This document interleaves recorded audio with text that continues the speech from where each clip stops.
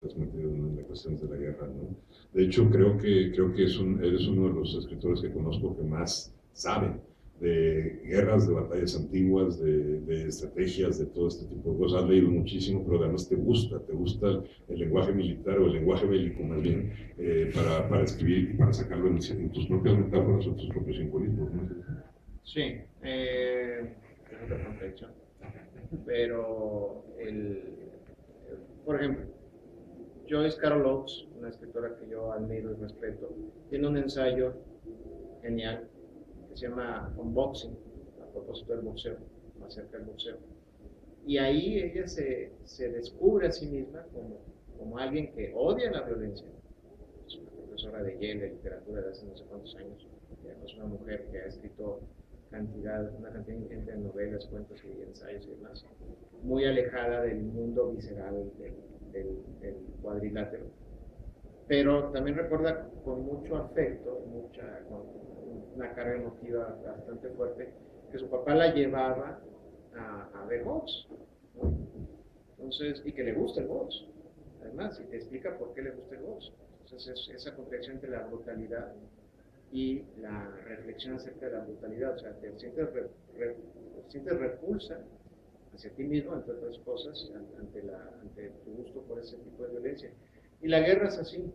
Decía un general norteamericano que la guerra es el infierno y que la única manera adecuada de conducirla es salir lo más rápido posible del infierno. Y otro agregaba sobre esa idea, muchos años después, casi 100 años después, que no hay mayor empresa humana que la guerra y que los seres humanos hemos perfeccionado el arte de matarnos los unos a los otros, como en ninguna otra arte o ciencia la hemos perfeccionado, la hemos estudiado con tanto hincapié y tanto amor. Y ahí es presente parte de la contradicción que surge del ensayo. Es que para mí el ensayo tiene que partir de esas contradicciones, porque intentas, o sea, ensayar finalmente es, como lo dice la palabra, como el verbo, tratar de explicar algo y al final, en el 99% de los ensayos que escribo, llego a la conclusión que no he descubierto absolutamente nada. Esa la fascinación que tienes, por ejemplo, por las estirpes y las cortes, la historia de los reyes, de los emperadores, eso también. También es un rasgo profundamente reaccionario. Ramón es un hombre de principios del siglo XIX, es bastante adaptado a su época. Es un incunable. Sí. Clásico. Pero sí es parte, además creo que el oficio de la literatura es reaccionario. O sea, mi novio me decía también que estamos hablando de un escritor de terror, de Clive Barker, y le recordaba yo una frase de Michael Pulbeck, donde decía, el escritor de terror está particularmente en sintonía con las ideas reaccionarias y rechaza el presente, rechaza la modernidad, porque es profundamente desconfiado, tiene una gran desconfianza del progreso humano. O sea, es ese pesimismo que nace de conocer la historia, que hace, por lo tanto, proclive a buscar el terror en la experiencia literaria.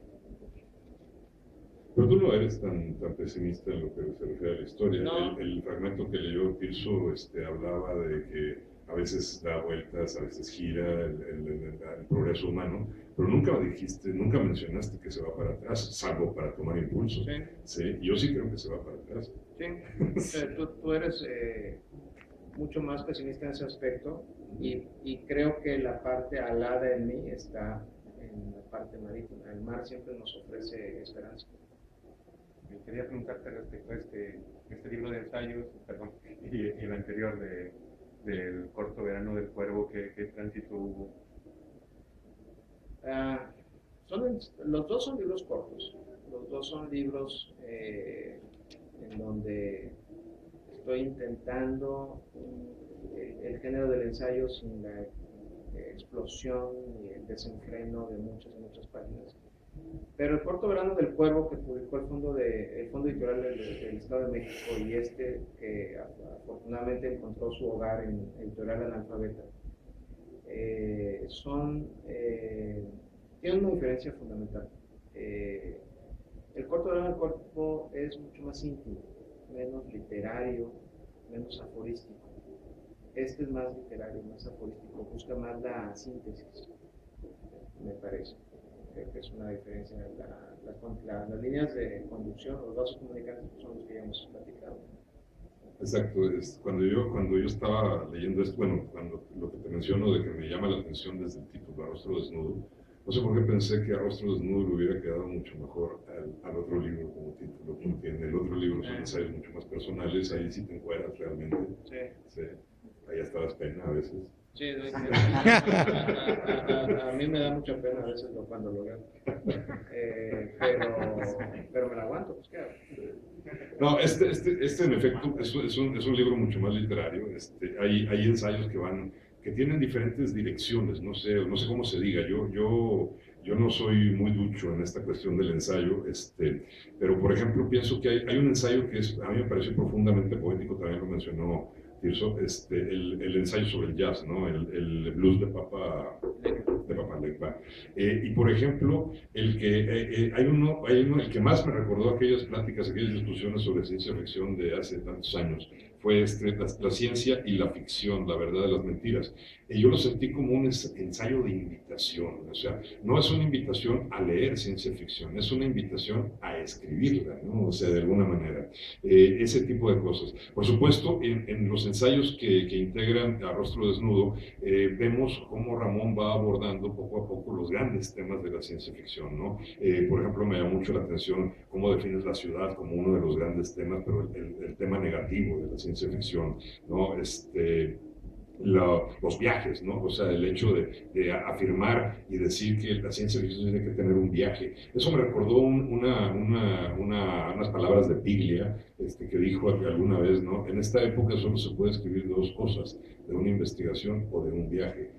Pero dije, bueno, pues en esta época y la de todas, así como lo mencionas tú, la literatura empieza como literatura de viajes, Gilgamesh, la Odisea, etcétera, etcétera. Están los grandes temas de la ciencia ficción y de repente hay ensayos que te sacan de balance, no te sacan de balance, sino que contrapuntean en la temática. Por ejemplo, El banquete y la gula. Ese ensayo me llamó muchísimo la atención porque es digamos, una introspección en el arte, ¿cómo dijiste? ¿Cómo lo escribes?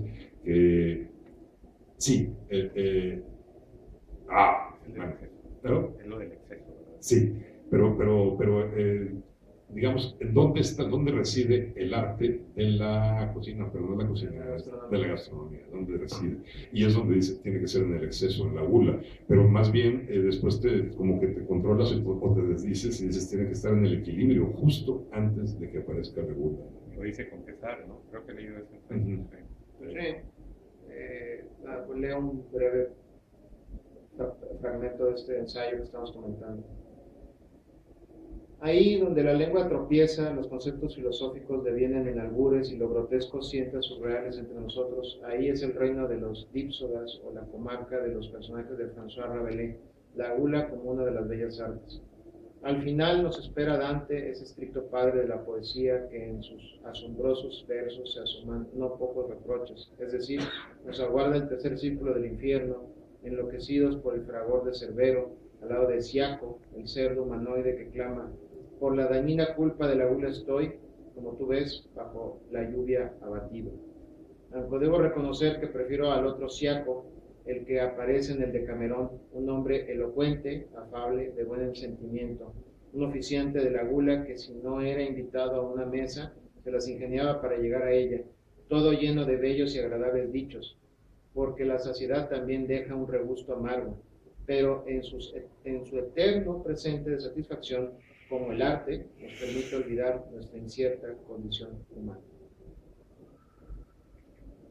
Y sí, el exceso también es una virtud y una maldición de la prosa. Sí. O sea, los primeros escarceos que tuve con la literatura fuera de mis comarcas de la ciencia ficción, la fantasía y el terror, fue Concepto Barroco, de Carpentier, Paradiso, y por supuesto que yo me sentía anonadado y agradecido de vivir en una época donde podía leer esto, como Marzo, de Mujica Lainez, pero también dije esto es un banquete donde sales y sales casi rodando, o sea, esto no puede ser. Pregúntale a los 14 o 15 ejemplares que vende al año Paradiso.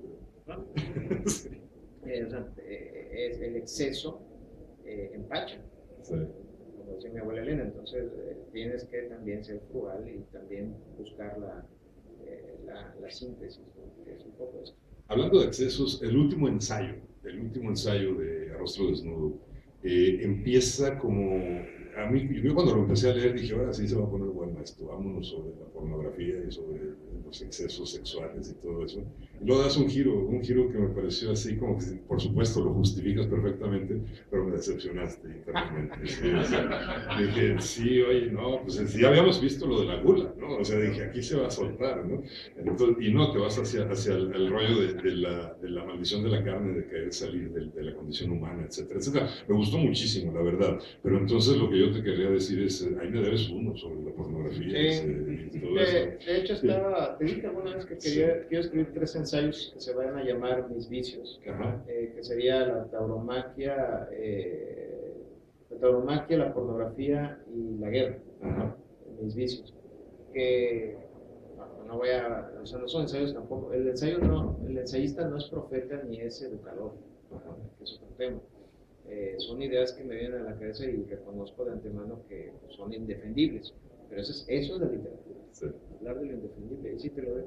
Ya, y me debes también otro sobre algo de terror, también es uno de tus géneros que te apasionan, y ahorita que sí, que hablaste del terror, dije, no hay ningún ensayo sobre un libro de terror.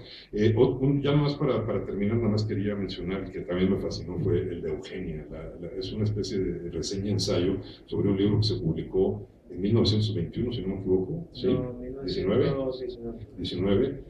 Una utopía, un libro de ciencia ficción mexicana publicado en 1919, donde se habla de la eugenesia, que todavía ni siquiera los nazis soñaban con llevarla a cabo, la creación del ser humano perfecto por la manipulación de la genética. Por supuesto, yo creo que es un libro que vale la pena leer. Valdría la pena leer, a pesar de los mismos reparos que pone el ensayo, que la prosa es muy alambicada, que de repente se desvía, pero que como es uno de los puntos de partida de la ciencia ficción mexicana, cuando todavía yo creo que la ciencia ficción mexicana podría más o menos decir que estaba al mismo nivel que las otras, quizá porque eran los inicios, ya después se fue quedando atrás, quizá. No sé, a lo mejor estoy equivocado, pero pues valdría la pena ver qué se hacía en 1919. Se reeditó, yo no sabía, me dijo Alejandro Vázquez Ortiz que se reeditó este libro en los 80 del siglo pasado, la década de los 80, y había el proyecto de reeditarlo otra vez, no sé en qué quedó. Bueno, pues yo te felicito, a mí me encanta, me gustó muchísimo la lectura de A Rostro Desnudo. No estoy seguro si me gustó más que lo del Cuarto Verano del Cuervo, o me gustan tus ensayos, siempre me han gustado, ¿no? Creo que llegas a buenas profundidades, es cierto lo que dices, el ensayista no tiene por qué dar respuesta, más bien tiene que causar todavía más interrogantes en el lector para que piense por sí mismo, ¿no? Y eso es lo que siempre haces cuando yo leo tus ensayos. Yo te felicito por este nuevo libro y pues no sé si hay tiempo de que Hugo haga alguna pregunta o algo así. Sí. Bueno, pasamos. Nada más una cosa, el terror ya lo aborda en lo de Lovecraft, en esos ensayos que tiene. Bueno, sí, me han pedido, últimamente he sido requerido como prologuista, que es realmente haces ensayos cuando haces prólogos, y Editorial Mirlo, un sello de Editores Unidos Mexicanos, ya sé, van a decir que los libros de Editores Unidos Mexicanos son muy malos, no, son muy feos. Pero se vende mucho. Sí, se vende mucho. O sea, hablamos hace rato de sepan cuántos de Porrúa. Todos aprendimos a leer con sepan cuántos, literatura de gran alcance, y por supuesto que eran muy malas traducciones, y por supuesto que la vista la dejamos ahí en las 2 columnas, pero también tenían grandes ensayistas, grandes tratadistas, hacían los prólogos. Alfonso Reyes hizo varios, creo que Pitol hizo uno, para Lewis Carroll. Hay un libro. Sí, es cierto. En fin, y en esos prólogos, que uno de ellos lo escribió Alberto Chimal, el otro yo, para las obras completas de Lovecraft en español. Hay muchas obras completas de Lovecraft, no voy a entrar a la discusión de cuál es la obra completa, la colección mejor. Yo publiqué para Mirlo y estoy contento de haberlo hecho.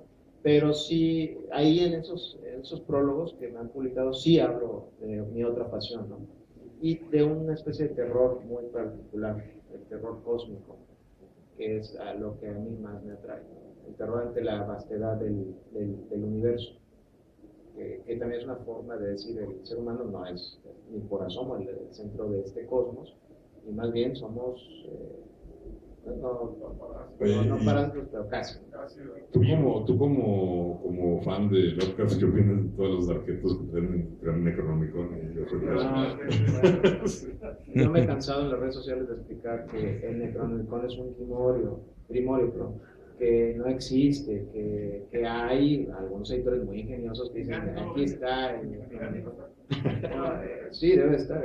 O sea, hay un libro que le ponen el Necronomicon que lo hacen pasar como ese grimorio, ese libro inventado, que es una larga tradición de libros inventados en Occidente, y seguramente en otras tradiciones literarias, que Lovecraft se toma como pretexto y casi se ha convertido en una especie de culto de parte de un dogma religioso.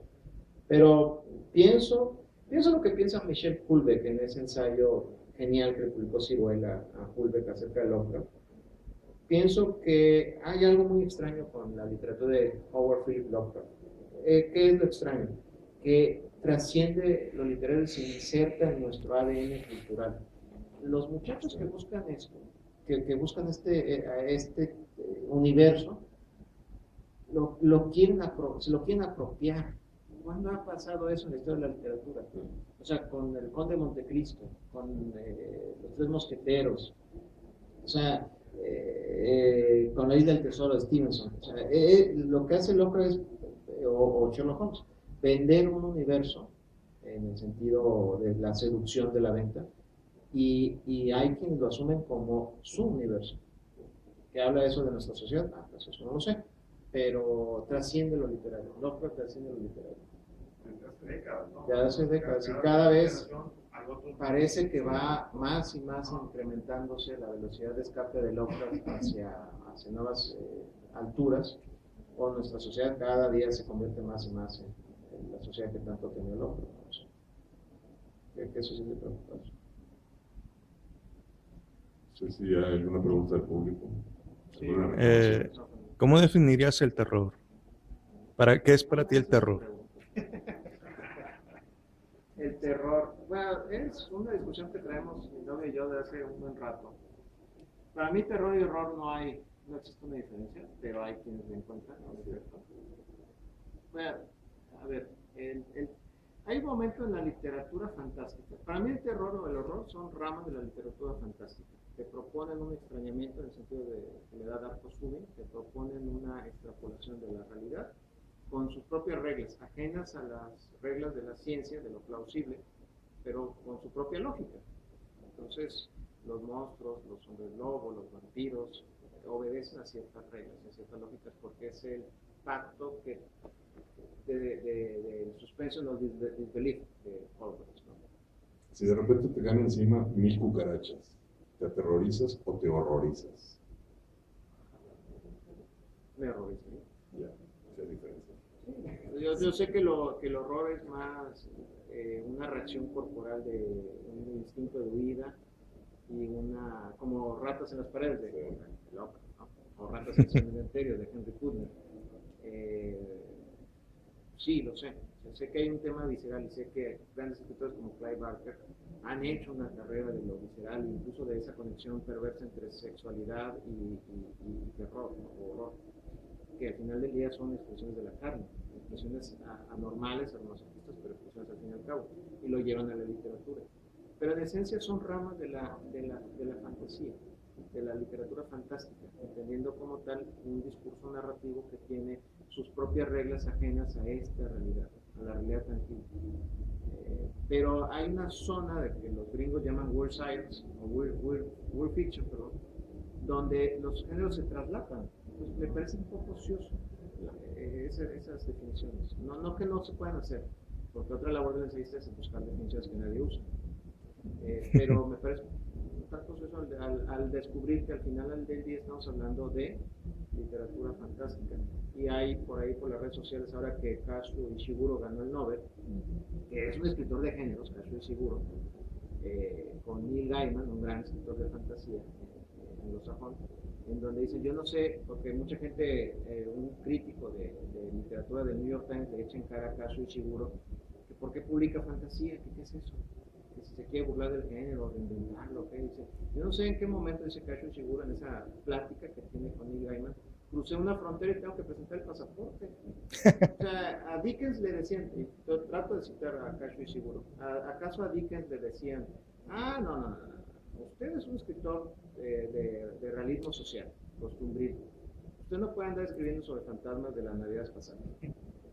No, o sea, a nadie le importaba eso. Entonces, el tema de los géneros es un tema, y lo concreta Neil Gaiman, que les interesa a los editores, con el debido respeto a los presentes, y a los críticos literarios. Los géneros no existen para la gran literatura. No, punto. Entonces, eso es un invento para ver dónde coloco los libros en las librerías y vender más o menos. Bueno, una última pregunta, ya que me pagaste para hacer esto. ¿Cómo te ubicas o cómo ves? Bueno, a mí me extraña mucho de aquí el mayor ensayista de literatura latinoamericana, uno de los mayores, Alfonso Reyes, ¿no? Cómo queda un hueco generacional o varios, y de repente, bueno, ahorita estás tú como ensayista, Hugo ha sacado unos libros de ensayo, está Coral Aguirre, Víctor Barrera en Derle, y bueno, los nuevos jóvenes, Tirso de los ensayos, Carolina, y algunos más por ahí. ¿Cómo ves el panorama del ensayo aquí en el Estado? En el Estado y en todo México. Creo que el problema del ensayo, aunque Mauricio Montiel Figueres me regaña, es encontrar editoriales como Analfabeta, como Carlos Lején y como Alejandro, que se arriesguen a publicar ensayo. Yo creo que hay voces importantes, creo que ya los has mencionado, creo que hay más en el país, pero a las editoriales no les gusta publicar ensayo, les resulta difícil, porque el género es difícil de definir.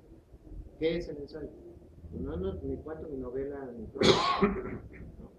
Y hay una diferencia también importante entre el ensayo académico y el ensayo de divulgación y el ensayo 100% literario de ficción narrativa. De tal suerte que, hay calidad, sí, pero falta, a mi juicio, aunque Montiel diga, no, bueno, es que está Ciruela, está otras editoriales españolas, pues sí, está muy bien eso, pero no te publican los mismos ensayos una y otra vez, y los premios de ensayo son premios, a mi juicio, que priman la reflexión académica o de la inmediatez de lo que está ahorita en los medios, por encima del trabajo literario propio del ensayista, cosa que no ves en el mundo anglosajón. El ensayo del mundo anglosajón tiene editoriales que gozan de muy buena distribución. En México, y por supuesto en Nuevo León, no es el caso. ¿Qué reflexión tienes sobre la ciencia ficción de Nuevo León o la de México? Pues es un tema que me ha preocupado, angustiado y que lo he tratado de olvidar, porque al final del día yo predije en el ensayo la expresión de la ciencia ficción mexicana de una gran explosión, de un gran avance y demás.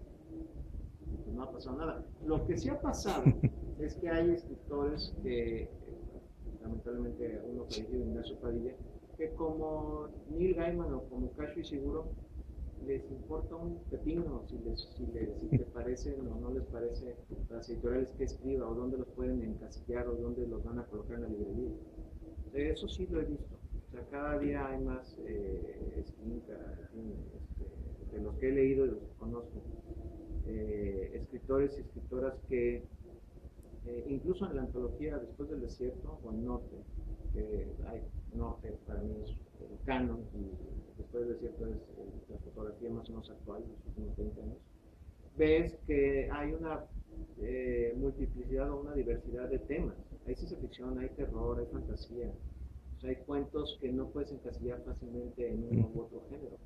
Entonces, a lo mejor evolución o el gran salto a la edad madura de la ciencia ficción mexicana que hace 20 años yo anticipé, se dio y no nos dimos cuenta, sino que se diversificó.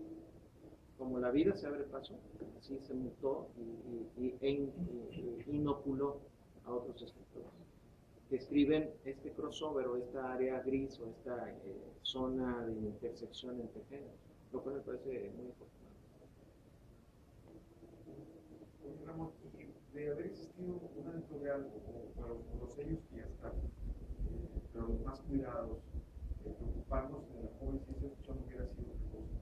Sí. Pero es que pienso lector, director, me vienen en la mente todas las portadas esas, el diseño, el cuidado que tiene, ¿no? Entonces, sí. y tendrá mucho poco, a margen de eso, tienes ese prejuicio, ¿no? De que es algo que no se ve bien.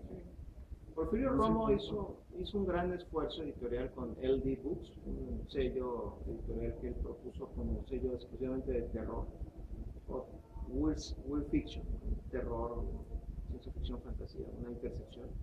Y ahí están Porcayo, Blancamar, Guzmán Wolfer, hay otros, que trató de vender tanto en Estados Unidos como en México, y no funcionó.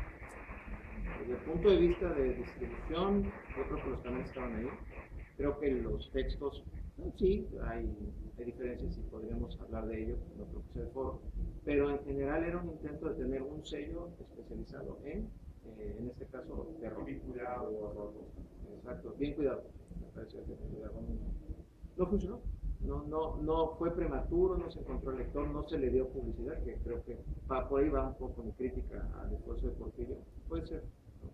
Pero ha habido intentos muy aislados, el premio PIF, el premio latinoamericano de fantasía y ciencia ficción, el casi extinto premio Minotauro en España, con un sello que además la persona, el conglomerado que compró Minotauro no sabe qué hacer con ella. La desaparición de Factoría de Ideas en España, por un tema ilegal, en fin. Hay luces y sombras en el panorama de la literatura de géneros, sin duda. Sí. ¿Por qué crees, por ejemplo, que se consume, que se lee, o que se consume poco terror en México, siendo que por lo general pues, la raza es lo que más busca, ¿no? O sea, es como un género popular, o sea, ¿por qué no se consume tanto en libros? Porque la industria editorial anglosajona y las traducciones tienen un aparato publicitario detrás que avasalla y aplasta todo. Por eso. Porque calidad hay calidad. O sea, Ignacio Padilla me parece un escritor muy solvente en esas partes. Bernardo Esquinca me parece muy solvente. En los cuentos de Emiliano Monge, hay un libro de cuentos de Bonnet, un escritor de Monclova, que está en esa intersección. O sea, pueden ser leídos, el último sobre todo, en figuras humanas, que puede ser leído como un cuento de fantasmas. No les estoy vendiendo el cuento, ni la trama, ni nada, ni la vuelta de tuerca, porque no la hay. Y eso es lo genial de Bonnet. Y también puede ser leído como un cuento 100% realista. Entonces, pero falta el aparato publicitario, ¿no? Que sale el último libro de, me gusta de Stephen King, pero le sale el último libro de Stephen King, la última película de Stephen King, y son millones de dólares para meterte al consumo. Estamos hablando de consumo, no de calidad literaria. Faltaría acercarnos un poco más. Faltaría leer. Por ejemplo, un ejemplo, Amparo. O sea, la calidad que tiene pues, es muy buena y todo, pero la mayoría de gente no la conoce. Sí, ese es trabajo, si lo quiere asumir, del editor, del ensayista, pero también del lector. El lector tiene que formarse y a veces no tiene más que... No, si no quiere ver un dinero. Exacto. O sea, hay lectores que no quieren leer y esa sí es una contradicción. Creo que ya nos excedimos del tiempo. Justo ese tiempo. Bueno, gracias. Le damos la cordial gracias a los invitados por su valorada presencia y pues gracias a todos ustedes y continúen en el evento cultural de la Feria Internacional de Lectores. Gracias.